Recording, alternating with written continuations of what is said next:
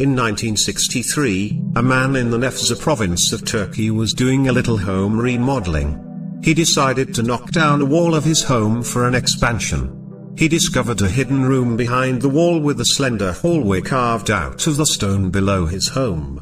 The hallway led to a cave-like room which led to more hallways and cave-like rooms. Before he knew it, he had stumbled onto an entire underground city that was attached to his home. The city was completely empty and abandoned, but it had every amenity you would need to sustain a society. What he had stumbled on by accident was Derinkuyu and the underground city of Cappadocia.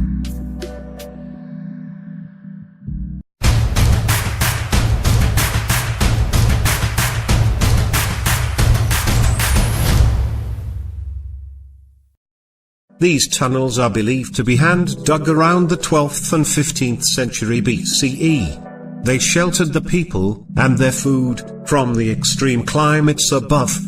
They also served as protection from an enemy attack. Here is a small drawing of what these underground cities look like. The ground is primarily made of ash and volcanic material, making it easy to excavate, while still being very durable. No one is sure who first occupied the underground city, however it is certain that many groups have occupied it over the centuries.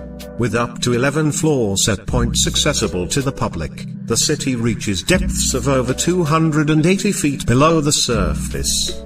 There have been 11 floors that were excavated and deemed safe for tourism, however it is speculated that there are over 18 floors below that have yet to be discovered. The miles upon miles of tunnels are blackened from centuries of torches traveling through them. The city connects to other cities in the area, spanning miles which would be able to sustain tens of thousands of people at one time.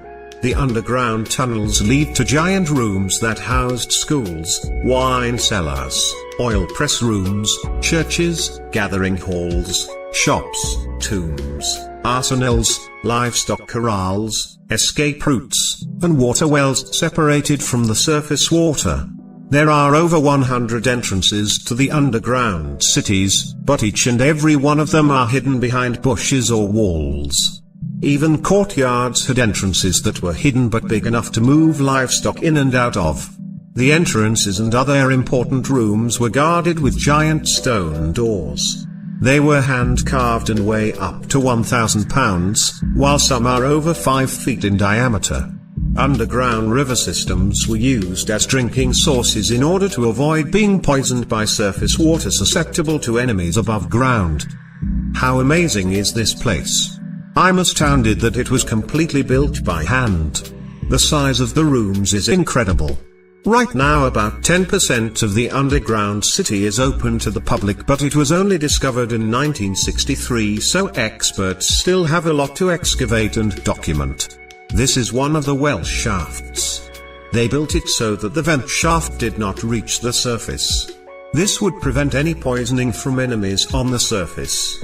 This is a vertical staircase leading to a floor below. These lead to most levels and can be very dangerous. The tunnels were dug very narrow to force people to walk through them single file. This would give the people living in the underground cities an advantage over their enemies. The room above is a wine cellar and cold food storage. The amount of detail and time that went into each room is impressive, to say the least. To think that this may still be sitting undiscovered if it weren't for one man who decided to remodel his home. He knocked down one wall and opened a door to another society completely hidden underground. A society hidden for thousands of years only to revealed in 1963.